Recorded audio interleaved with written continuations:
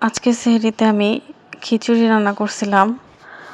যেহেতু বাপ-মেয়েরা ওরা ভাত খাবে, তাই আমার জন্য অল্প করে খিচুড়ি রান্না করছি যাতে সেহরিতেই শেষ হয়ে যায়।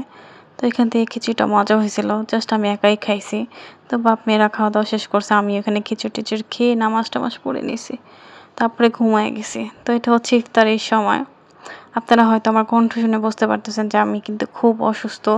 সামনে হয়তো ২-৩ দিন আমি ব্লগ দিতেও পারি, নাও দিতে পারি, ঠিক নাই। বিকজ সবকিছু ম্যাটার করে হচ্ছে শরীরের উপরে। সো এখান থেকে কিন্তু আমি শরবত বানাইতেছিলাম। ইফতারির সময় হয়ে গেছে। খেজুর খাইছি, পানি খাইছি। পানি-টানি খাওয়ার পরে আমার খুব শরীরটা খারাপ করে ফেলছে। তো এখান দিয়ে আমি একটু দোয়া চা খাইয়ে নিছিলাম। ওখান দিয়ে আমার জামাই কিন্তু মুড়ি ভর্তা বানাইতেছিল। আর এখানে আমার মেয়ে খাচ্ছিল, বড় মেয়ে।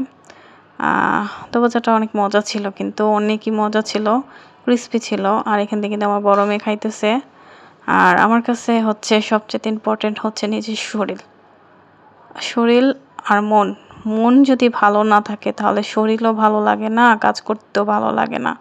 আর যেহেতু রোজা ছিলাম, শরীরটা অসুস্থ, মনটাও ভালো না। তাই হয়তো আমি সামনে কয়েকদিন ভিডিও নাও দিতে পারি, ঠিক নাই। তো এখান দিয়ে ইফতার করতেছিলাম, মুড়ি ভর্তা খাইতেছিলাম সবাই। তো এটা হচ্ছে আমাদের ৮ম রোজা, মানে ৮ রোজা চলতেছিল মেবি। আর আজকে হচ্ছে আমি যখন ভিডিওটা ভয়েস দিচ্ছিলাম, এটা হচ্ছে ৯ রোজার সময়। তো এটা হচ্ছে শরবত খাইছি, সবকিছু খাওয়া-টাওয়ার পরে শরবত খাইছি, মাঠা খাইছি। তো সেগুলো ভিডিও নেওয়া হয় নাই। তো এই তো আজকে ভিডিওটা এখানেই শেষ করতেছি।